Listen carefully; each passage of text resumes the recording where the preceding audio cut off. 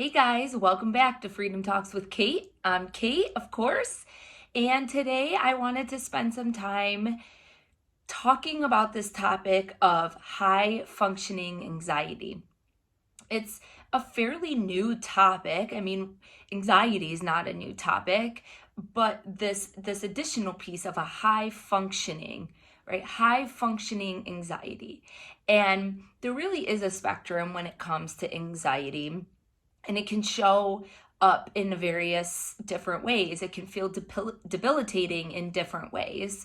And and so a lot of people that come to me are high functioning anxious individuals. And so I wanted to go through some of the symptoms of what that might look like, and then ask you guys a few questions at the end, and also talk about some ways that can help you if you're struggling with this, if you're a person with high functioning anxiety. And honestly, you might not even know what it is until I go through it. And the thing is, if you can name it, you can tame it. And it is so frustrating sometimes when we can't put our finger on something, but we know something's wrong or something seems off or something needs an adjustment in our life. And it is easier if we can name it, because then, not in all cases, but in most situations, we can tame it, right? We can find ways to manage it and tools to help us navigate it. So, high functioning anxiety might look like overthinker, number one. Overthinker, perfectionist, a high achiever, a prompt, always on time, a people pleaser, never feeling good enough, has this fear of being a failure. They might even have some of these nervous habits, like their foot bouncing up and down. Totally lost my train of thought. That's because I'm also a high functioning anxious individual. So, their foot might be tapping, they might be biting their nails, biting their cheek, they might be cracking their knuckles or just doing something that seems kind of fidgety. They might also have a really hard time saying no. So their social life is probably jam-packed with different things, different outings or helping someone or going out of their way to do something when it doesn't really fit into their schedule. And they have a problem with saying no. The upside to this, right? The positive side of it is they'll never miss a deadline. They're always on time. Like I said, they're prompt. They're going to have, their assignments in or things done at work on time. They're always organized. They're always prepared. They're usually detail oriented. In my case, that's not me. I am not a detail oriented person, but I am organized. Even my last semester at grad school, I finally stopped being a procrastinator. And because really procrastination is because we get overwhelmed by something, and so we shut down and we avoid doing it. But that last semester in grad school, I really buckled down and I felt prepared and I had my assignments done ahead of time, and it felt amazing. I was super high functioning because I was anxious about my son coming in April. I was pregnant at the time. And so it worked in my favor in that scenario. But there's also a lot of scenarios where I have found myself in trouble, like not being able to say no, then feeling overwhelmed by having a jam-packed schedule, and then frustrated or upset towards other people because I didn't say no. And so the high functioning anxious individual is going to have a lot of thoughts that are busy, right? I actually did this Instagram reel, I don't know, a few weeks back, and the sound was just basically a bunch of voices going, right? And I think I captioned it something along the lines of like what it's like to be an overthinker. And that's exactly it, right? It just feels constantly busy, and yet you're able to get a lot accomplished. So we don't want to completely lose it because it does have some benefits, but we want to be able to, like I said in the beginning, tame it in a way that feels more functioning and more productive for you. So you're not feeling like you're scattered or all over the place or trying to do a million different things. And the tools that I'm going to talk about can help to slow things down.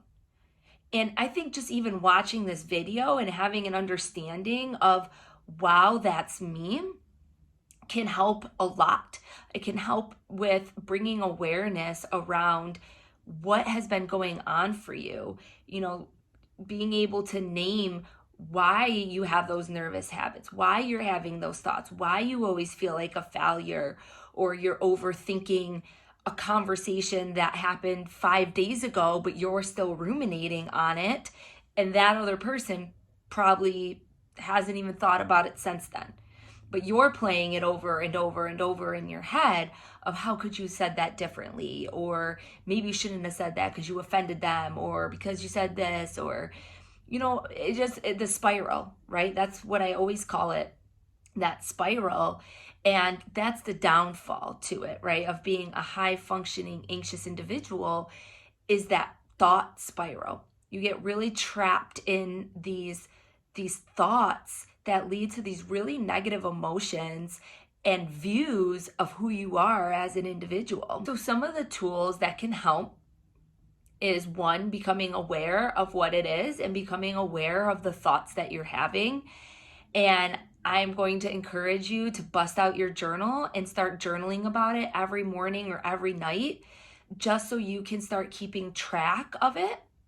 And I always say, don't go back and look at it, right? It's basically just an opportunity for you to word vomit all over the page.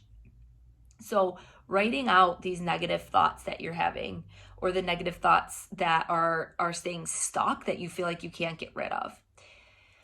Also, being able to reframe the thought. So instead of, I'm not going to get this deadline done, they're going to see me as a failure, reframing it as, I might not be able to get this deadline done, but that's okay because I always make my deadlines.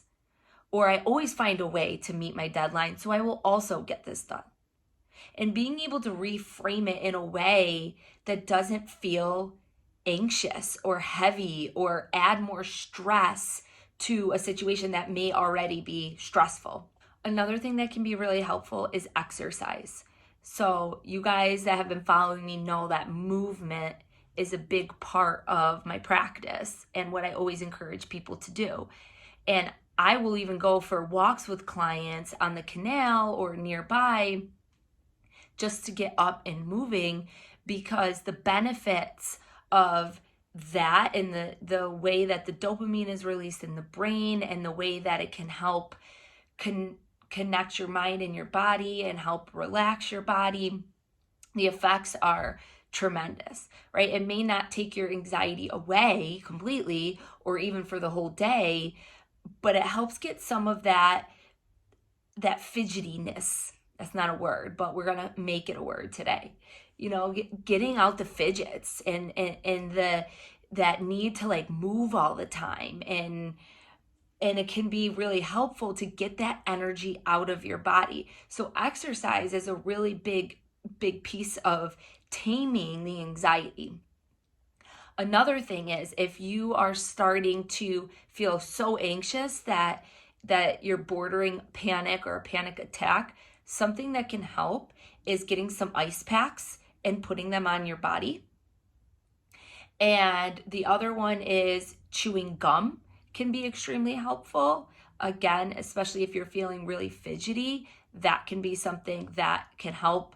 Or any of the fidget toys that they have out nowadays, that's something that can help as well. But if you want something that's maybe more discreet, chewing gum is incredibly helpful.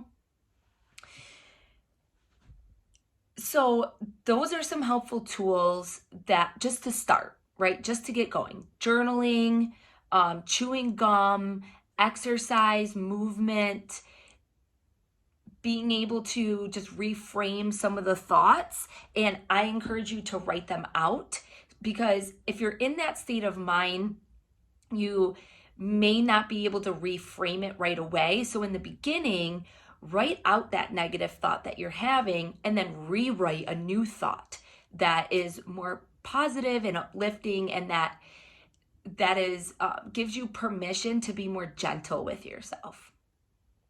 Like the example I gave earlier. I want you guys, lastly, to ask yourself this question. Are you scared that if you tame your anxiety, that you will no longer be an overachiever or even be productive, right? So what is the fear behind letting go of some of this anxiety or taming the anxiety? What does that mean to you? And I want you guys to think about that one. Please share your thoughts below if you have any tools that you have found helpful and if you're a high functioning anxious person, because this isn't an area that we always talk about. A lot of times we talk about, the anxiety that feels so debilitating that you can't leave your house, but there are different forms of anxiety. And I hope you guys found this video helpful. Remember, there's a whole spectrum that your anxiety can fall on, to low functioning, to high functioning, to somewhere in the middle. I just found it important to talk about this topic because, again, if you can name it, you can tame it. Please share your thoughts below, like the video, subscribe if you're liking these videos, and share any topics that you want to hear more about. I'd love to hear from you guys. Thanks.